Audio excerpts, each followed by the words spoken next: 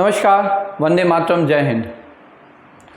दोस्तों, यूक्रेन रूस का जो युद्ध है अब वो लगभग 3 महीने पूरे कर चुका है।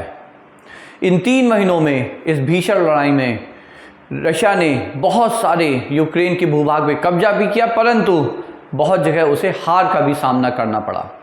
परंतु जो एक लेटेस्ट बड़ा डेवलपमेंट है जिस पे बहुत चर्चा हो रही है और जो आपने हमारे यहाँ थंबनेल में भी देखा होगा, एक एज़ोव रेजिमेंट की बात हो रही है, तो उस पे यहाँ पे हम चर्चा करने आए हैं। तो वो थी लड़ाई मारियोपोल की। मारियोपोल जो कि एक पोर्ट सिटी माना जाता है, एक मेजर पोर्ट सिटी, एक स्ट्रेटजिकली इंपॉर्टेंट पोर्ट सिटी माना जाता है यूक्रेन का, ईस्ट यूक्रेन में, जो कि डोनेट्स्क एरिया में आता है।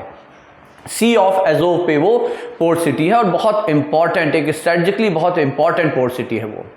तो उस मारियोपोल को पर कब्जा करने के लिए रूसी सेना ने अपनी पूरी ताकत लगा दी, लेकिन इतना समय, लगभग 1 महीने की लंबी भीषण लड़ाई के बाद पूरी रशियन आर्मी अपनी पूरी ताकत के साथ वहां लड़ी और 1 महीना सिर्फ एक पोर्ट सिटी पे कब्जा करने के लिए क्यों लग गया, उसका एकमात्र कारण वहां पे प्रेजेंस ऑफ एज़ोव रेजिमेंट था। अब ये एज़ोव रेजिमेंट क्या है? एज़ोव रेजिमेंट, आप उसका जो नाम है आप समझ गए होंगे, ये सी ऑफ एज़ोव पे है। तो एज़ोव रेजिमेंट का नाम सी ऑफ एज़ोव पे है और ये प्राइमरली प्रमुखता ये पहले 2014 के आसपास एक वॉलंटियर ग्रुप था। क्यों बना था? क्योंकि जब 2014 में क्रीमियन पेनिनसुला पे रूसी सेना ने कब्जा कर लिया था, तब ये बात यूक्रेन में और यूक्रेन में जो रशिया के विरोधी गुट हैं या तत्व हैं उनको समझ में आ गई थी कि कभी ना कभी आगे चल के रूसी सेना जो ईस्टर्न यूक्रेन का पार्ट है, जो कि रशिया से लगा हुआ है, जिसमें कि प्रमुखता डोनेट्स्क और लुहांस्क का क्षेत्र है, उस पर भी कब्जा करने का प्रयास डेफिनेटली करेंगे। और उससे पहले भी 2014 के पहले से भी रशिया अपरोक्ष रूप से वहाँ के अलगाववादी जो गुट हैं या ग्रुप्स हैं या मिलिशियाज हैं उनका समर्थन करता रहा है, उनको हथियार और ट्रेनिंग प्रशिक्षण प्रदान करता रहा है। तो इसके चलते एक वॉलंटियर ग्रुप बना, आप मान लीजिए उसे आप कहेंगे अति राष्ट्रवादी लोगों का, एक्सट्रीम नेशनलिस्ट लोगों का। और वो वॉलंटियर जो ग्रुप था वो सिर्फ इसलिए था कि ईस्टर्न यूक्रेन की ये जो मारियोपोल से लगा हुआ या उसको उस क्षेत्र के उसका जो सराउंडिंग क्षेत्र है डोनेट्स्क और लुहांस्क का, उस पे रशियन आर्मी के कब्जे को रोकना था। वहां उन्होंने हथियार जुटाए और अलगाववादी सेना जिसे रशिया का समर्थन प्राप्त था उसके विरुद्ध लड़ाई छेड़ दी उन्होंने अपने आप से। बाद में 2014 के बाद, उसके बाद जब ब्रिटिश फोर्सेस ने यूक्रेन फोर्सेस को ट्रेन करना शुरू किया आगे आने वाले किसी बड़े युद्ध की तैयारी के लिए, तब धीरे धीरे चल के एज़ोव जो रेजिमेंट था उसको यूक्रेन की रेगुलर आर्मी में इंक्लूड किया गया, उसे एज़ोव रेजिमेंट का नाम दिया गया। अब यहां पे बात ये हुई कि अब जो ईस्टर्न यूक्रेन पे जब हमला होता है रशिया का, तो प्राइमरली एज़ोव रेजिमेंट को ही जिम्मेदारी दी जाती है उसे डिफेंड करने का, क्योंकि वो कई साल से, पिछले लगभग 1 दशक से वहां पे लड़ रहे होते हैं और कई बार उन्होंने अलगाववादी की सेना को या उन मिलिशिया को हराया हुआ होता है और उनके क्षेत्र, उनके कब्जे से यूक्रेन के क्षेत्र को वापस लिया हुआ होता है। लेकिन एक चीज यहां यह भी महत्वपूर्ण है कि एज़ोव रेजिमेंट जो है वो रेगुलर यूक्रेन फोर्सेस से अभी कम उनके पास आर्टिलरी है या आर्म्स थे, परंतु उनके जो लड़ने का जो जज्बा था वो इतना मजबूत था कि यूक्रेन को भी पता था कि जब तक एज़ोव रेजिमेंट है उस क्षेत्र में तब तक रशिया उस क्षेत्र पे कब्जा नहीं कर सकता।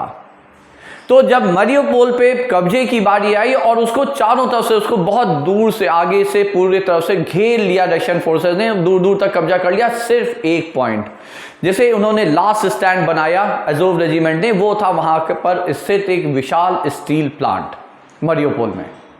उन्हें पता था कि अब उन्हें वहां पे कोई हेल्प नहीं पहुंच सकती, उन्हें पता था कि हार एमिनेंट है, साफ दिख रही है, परंतु सिर्फ रेजिस्टेंस देने के लिए, ये पॉइंट प्रूव करने के लिए रशियन सेना को कि इतना आसान नहीं है वहाँ पे जीत हासिल करना और अज़ोव रेजिमेंट के रहते वहाँ पे मारिउपोल पे कब्जा करना।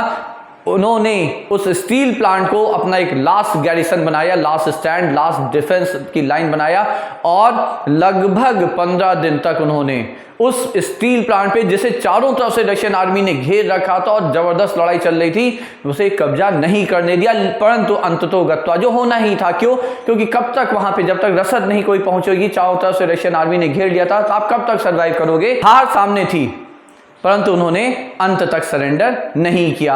अभी पिछले कुछ दिन पूर्व ही वहां पे मारिउपोल पे रशियन आर्मी का कब्जा हुआ है।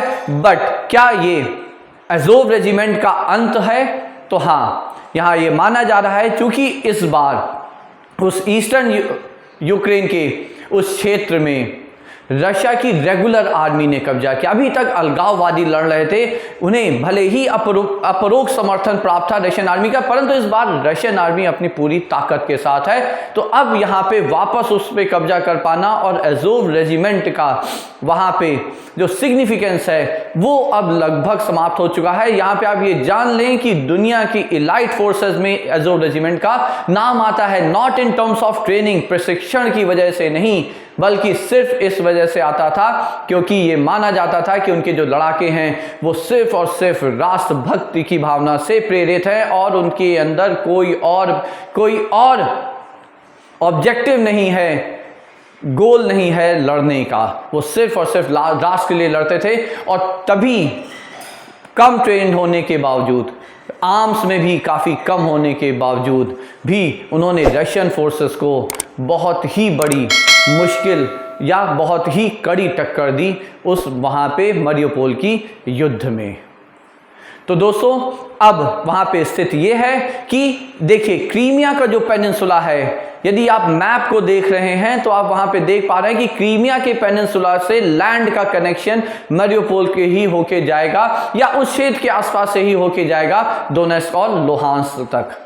तो इसलिए वो पूरा क्षेत्र रशिया को लिए बहुत महत्वपूर्ण था, जिससे कि वो क्रीमिया को दूसरी तरफ से भी लैंड से जोड़ सके ईस्टर्न यूक्रेन के उस क्षेत्र से और फिर उसके थ्रू रशिया से। तो ये अब यहाँ की स्थिति है कि लगभग उस पूरे बेल्ट पे, ईस्टर्न यूक्रेन की बेल्ट पे रशिया का कब्जा है। अब देखना यह है कि रशिया का प्लान क्या है। क्या वो कीव की तरफ आगे बढ़ना चाहेंगे, जहां पे एक बार वो मुंह की खा चुके हैं, हार हो चुकी है जहां पे उनकी एक बार। तो चलिए, ये सब तो भविष्य की बातें हैं, हम लोग इस पर चर्चा करते रहेंगे।